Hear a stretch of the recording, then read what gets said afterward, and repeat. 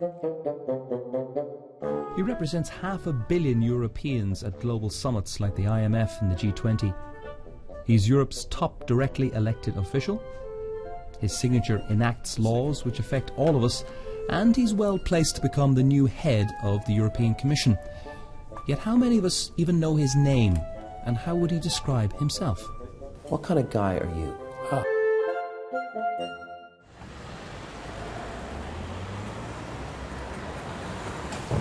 The time is about 8:10, and President Martin Schulz is just arriving. So much for German punctuality. I'm going to spend the day with him. Do you have a busy day today? Yes, yeah, for sure. Always busy days in Strasbourg. Martin Schulz is chairing a debate about tax havens and aggressive tax avoidance, something which Britain has an especially keen interest in. I will push for a political commitment on one very simple principle, that on the 1st January 2015, the European Union should have automatic exchange of information for all forms of income. The topic may be tax, but it soon gets around to Britain's future in the European Union. I think that the British business leaders yesterday had it completely right. They said very loud and clear, Mr. Callanan, to you and to the others, it will be an economic disaster to leave the European Union. You can probably see the President of the European Commission there, but also, two seats over, Nigel Farage, the scourge of many people in the European Union, is there as well. UKIP got wind that Newsnight was in town, and suddenly, and in breach of parliamentary rules, Union Jacks appeared on their desks. If we look at the officials that work for the European Commission and work for the European Parliament, the highest category are people that earn a net take-home pay of just over £100,000 a year. And yet, under EU rules, they pay tax of 12%. It's tax fraud on an absolutely massive scale, and Mr Barroso, I would say to you that how can that be deemed to be fair? They're used to Mr Farage's views here, so much so that Mr Schulz can do a half-decent impression of the UKIP leader. Farage, what in the hell are you planning here, Mr Barroso? Martin Schulz may be in charge of the Parliament these days, but he hasn't hidden his desire to become Commission President next year. To achieve that, he may have to displace the current head of the Commission, José Manuel Barroso, who we intercepted on his way to meet Mr Schulz. What kind of guy is he?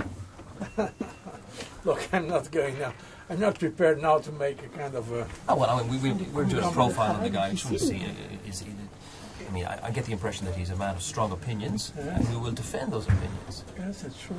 He's from the opposite side of the political divide from you. Opposite, I mean. What do you mean by opposite? Well, he's centre-left and you're centre-right. Oh, okay, so centre. We are on both pro-Europe, pro-European. It's true, he's a socialist, I'm not a socialist. This is true, but we have a good working relationship. Okay, I was just giving an interview. Also about how many... Are we looking at the current and future president of the Commission? Looking on the president of the Commission and president of the European Parliament. And the president of the Commission. Are you worried about Euroscepticism growing, not just in Britain, but around Europe? The real threat to Europe is indifference. I like debates. If people don't agree with what Europe is doing, fair enough, they have the right to say it. But what we need is a real political debate about the way Europe needs to go forward. But one country which is talking of retreating from its relationship with the EU is Britain. So are some people in Europe tiring of Britain as much as some in Britain are tiring of the EU? Is there Anglo fatigue in the European Union, would you say? No, for sure not.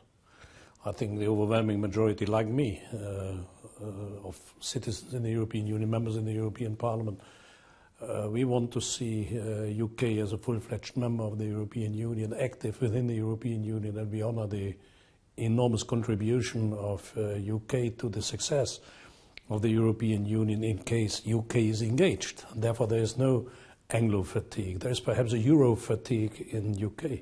It is purely tactical, nothing else. And this is creating a problem. From the first day, whatever he did and said, David Cameron, in my eyes, this is my feeling, had more to do with the internal situation in the Tory party than with Europe and the United Kingdom as a member of the European Union.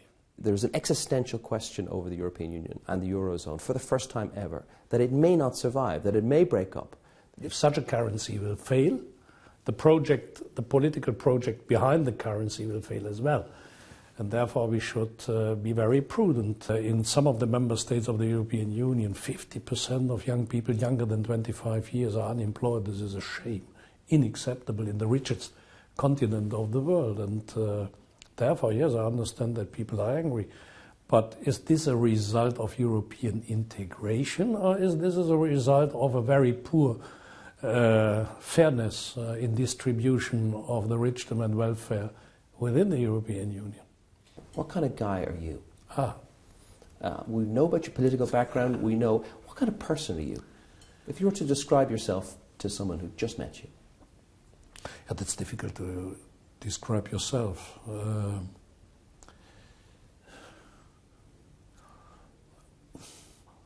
Hast du keine andere Frage? Sie können es auf Deutsch antworten. No, that's a very difficult. Your European conviction. Yeah, I understood the question. I think from a political point of view, I'm a fighter. This is all me, yes. Sharon Bowles works closely with Martin Schulz on key financial legislation. I think he can be quite forceful, he can be quite fiery at times, and also be quite thoughtful. On a personal level, he's okay and you can deal with him. And if he became Commission President, replacing Barroso, what would you make of that? I'm not sure it's an outcome I would favour. I think there are many other candidates whose political ideals, whose political philosophy I would more closely identify with.